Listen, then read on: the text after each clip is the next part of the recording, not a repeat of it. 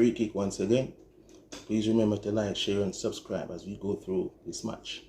And this match is the match that everyone has been waiting for. This is the match that got everyone off their seats. This is the match everyone was waiting on to see if they can wrap up the season or the battle gets more intense. This is the rivalry, the latest rivalry in the EPL. It's Man City versus Arsenal. And this game was not lacking in anything. Defense, attack, anger, tactics. Yeah? Very good game today. Well, a lot of people, they are not really fancying Arsenal winning. A lot of people not fancy Man City winning, but someone has to win.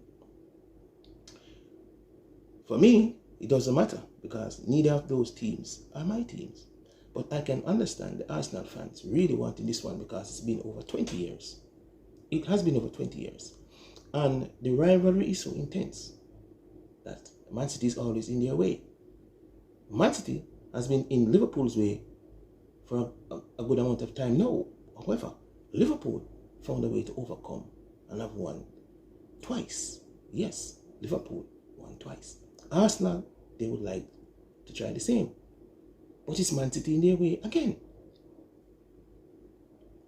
Now, a few months ago, I made a podcast and I was saying in that podcast that, look, Arsenal, it is not time for you to be descending while Man City is ascending.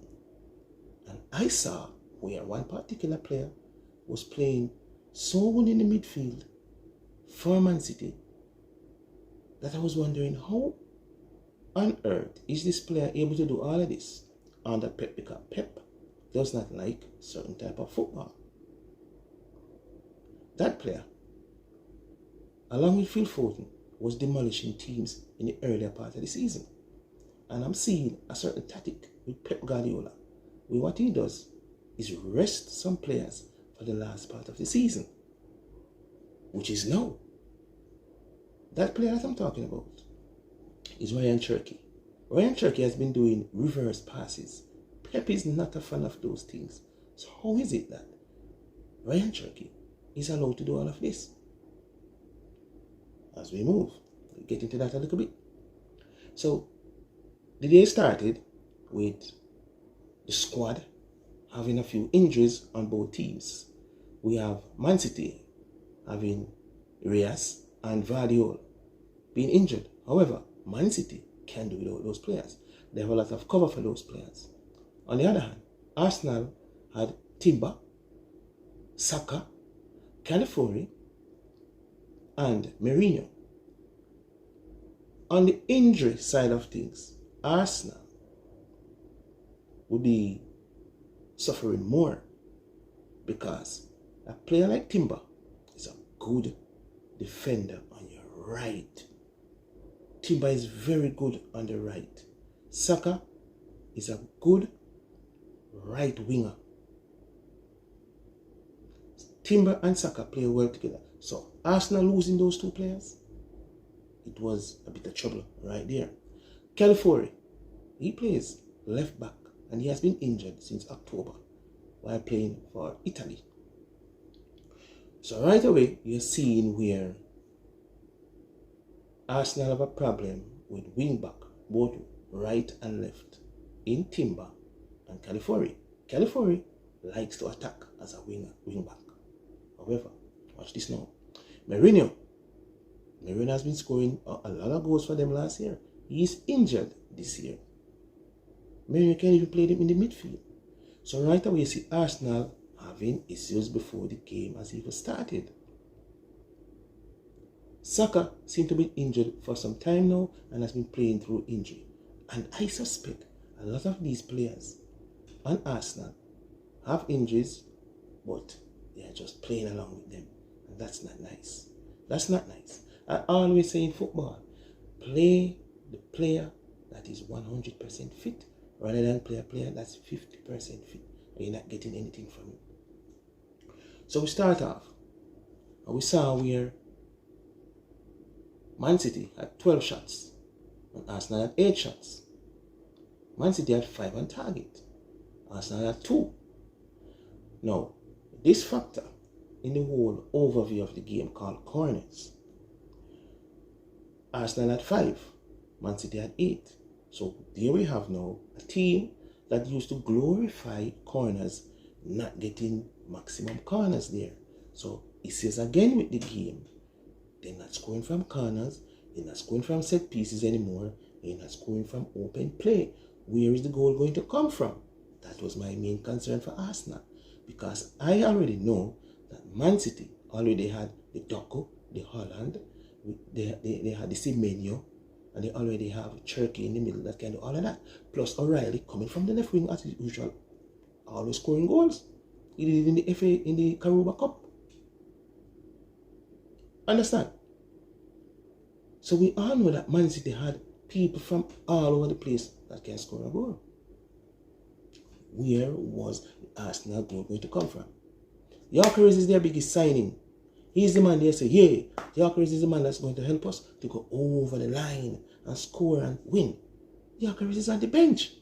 So how is it that your top man, your talisman that you say, yeah, this is the man that's going to help us? You have him on the bench, you know, in the biggest game. You win the biggest game, you have Victor Gyökeres sitting on the bench.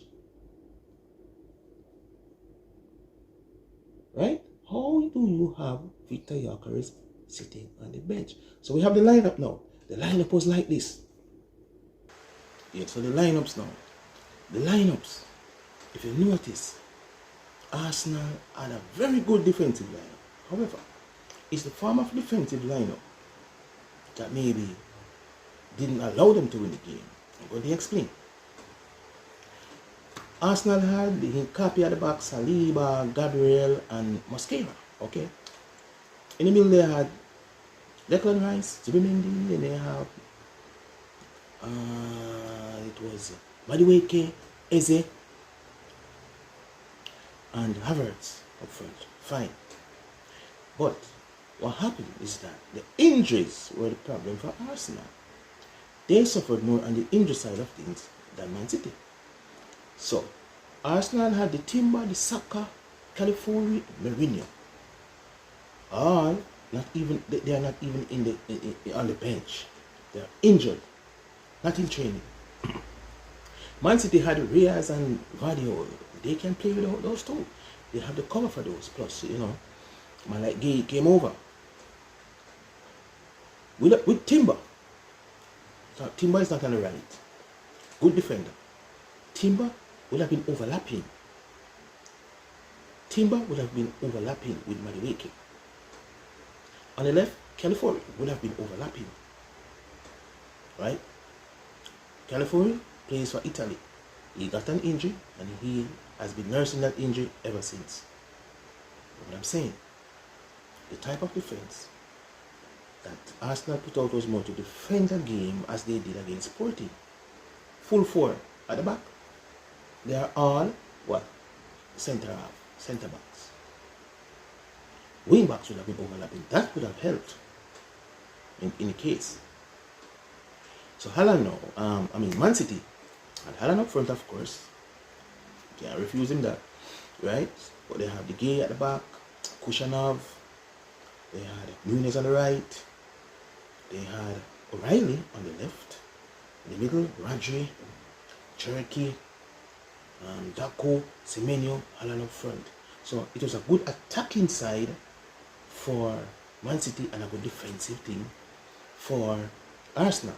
Had Arsenal gone and scored first, there would have been problems in this match. Trust me. Because Arsenal would have said, hey, look here, park the bus, defend this thing. Just as in the game, Man City versus Arsenal earlier in the season. Man City scored first at Arsenal home and decided to park the bus. But Arsenal found a way to come back and enjoy the game. It would have been the same thing in this game had Arsenal scored first. I believe so. I truly believe that. But as the game continues, we saw goals being scored, chances missed, and all of these things. So we saw Man City adding 12 shots, Arsenal 8, 5 on target for Man City, 2 for Arsenal, but the corners were better in the favour of Man City with 8 and Arsenal. So it comes back down again. Arsenal used to glorify all these corners. Now the corners dry up. Free kick dry up. So teams find out how to play Arsenal. Don't give them those little chances, and you can have them the way you want them. So as the game proceeds, we have Cherki scoring in the 17th minute. 17th minute. Now, Cherki has been allowed to play this free style of football. I think Pep has allowed him to play freely. Pep is not that kind of person. Pep has already stopped Grealish from doing his thing. And when I see Cherki doing it, yeah, few months back, late last year, him doing that reverse cross and Phil Foden heading that ball in, I was like, yo, this boy have confidence. It takes confidence to do that, because if it doesn't come off good, he would have been chastised. But Cherki has been playing with a lot of confidence. We saw him doing keeping ups against Arsenal, showing that he's the boss. Anyway, there was a big mistake at the back, where Havertz get to score in the 19th minute. Because Donnarumma, I don't know why Pep bought that keeper. He's always making dumb mistakes. He couldn't save Italy by just saving a few penalties and allow Italy to go through. No. But anyway, Havertz did what he needed to do. Pounce on the ball. It's in the back of the net. Donnarumma is not even smart enough to know that the goal is over there. Try and kick the ball in the other direction, because the goal is over there. Don't try and kick that way. Kick that way. Away from your goal. And the way that Cherki got the ball from Nunez, where he just took it on the chest, it fell to the ground. Where were the defense for Arsenal, where Nunez is taking the ball down, and when he falls to the ground, Cherki is there taking the ball and doing the attack?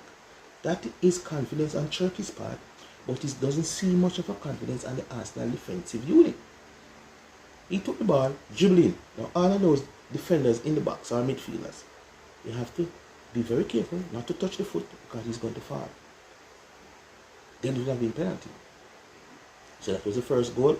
Then, as I said, Havertz scored and gave them the second goal.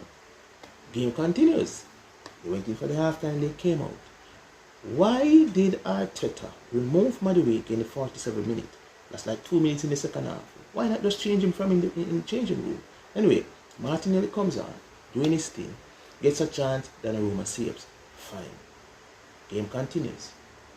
That ding-dong battle between Gabriel and Haaland will always be. Remember, Haaland has told him once, stay humble, be humble. And the very next game that season between the two, Arsenal scored. Gabriel took the ball from out the net and bounced it on Haaland's head. Go back and look at those games from last season. Yeah. Since you reached this far, please remember to like, share, and leave a comment as we go through this game. And as I said, when that ball came through after that, Daku and O'Reilly, remember no, O'Reilly is a left back, but I don't know why Arsenal is not realizing this. O'Reilly inverts and goes into the midfield in most of the games. How is it they didn't pick him up? I don't know. Maybe it's because too many centre halves who cannot pick up these things. A centre back, a right back would have picked up O'Reilly coming from his left back position. Get it? Yep. So here comes Daku, wiggling his way through. Makes the cross. That battle between Haaland and Gabriel. Did you see that battle? As soon as the cross came in, all Haaland wanted was that 1 foot swing, and it's in the back of the net. It's in the back of the net. Gabriel was a distance from him trying to pull his shirt. Now, a lot of strikers would have what? Fallen because the shirt is pulled. But Haaland is not doing that. Haaland does not want his fate to be in the referee's hands. Who's going to say, well, maybe that was not enough pull, you know? He just swing the foot and it's in the back of the net. Let the referee decide that one now. So that was the second goal for Man City. Here comes Arteta now. Taking off Eze. Putting on Trossard because he needs a goal. Taking off Mosquera in the 75th minute. Putting on another defender. Yes, Mosquera was on a yellow card. So what? So what if he's on a yellow card? Ben White, you need a goal. Why another defender? Right? In 86 minutes, you make the right change. You took off Zubimendi, you put on Victor Gyökeres because you need a goal. Whether to draw the game or win the game. But it came too late. 86 minutes. Arteta. 86 minutes you're putting on your striker to get a goal. My God. 86 minutes. Well, since they're going to play games in that manner, Pep decided, okay, 86 minutes, I'm going to take off Cherki, put on 40. 98 minutes to kill some time, he takes off Rodri, put on Gonzalez, just keep the game locked. 98 minutes he takes off Luke, he puts on Savio. 98 minutes also, keep the game locked. And now they throw away the key. He took off Semenyo, who is one of his strikers up front, he puts on Ake, a defender, in the 96 minute. Game locked down. The game finish. Now, with the amount of games that's left, Arsenal has 5, Man City has 6. Now, if Man City should go to Burnley next week Wednesday and win that game, it's going to be equal on points. However, if Man City scores a certain amount of goals, goal difference breaks the tie and Man City will be leading with 5 games remaining for both teams. So Arsenal seem to be descending while Man City is ascending. So goal difference can really decide it this year. Everything is tough this year, yo. It's all tough this year. Now, late last year, everyone was saying, this is Arsenal season. I'm fine. They were saying that. But what are the changes that has happened that has caused everything to look different? I can tell you the changes. The changes are up front. Cherki and Semenyo. Those are the changes. The changes are at the back also. O'Reilly and Gane. O'Reilly has stepped up his game. He's now scoring and defending well. Kushanov, nerves are no longer there. Gay, nerves are no longer there. These players are going for the title, the EPL. And another thing I noticed, we're going for titles. We cannot try and win or go after all of these trophies or all of these titles. We have to leave some. So that's why a lot of teams, they will abandon the Carabao Cup and the FA Cup. How do they do that? They just lose the game. It doesn't matter what the headlines want to say tomorrow. The headliners know, but they aren't going to tell it. All you're doing is overplaying these players, trying to win. All of these things. It's not going to happen. It's not going to happen. So, Freaky is always here to give you all of these news, views, reviews about all of these football matches. Who you think gonna win the EPL? Would it be Man City? Would it be Arsenal just the same? You tell me in the comments. Thank you very much.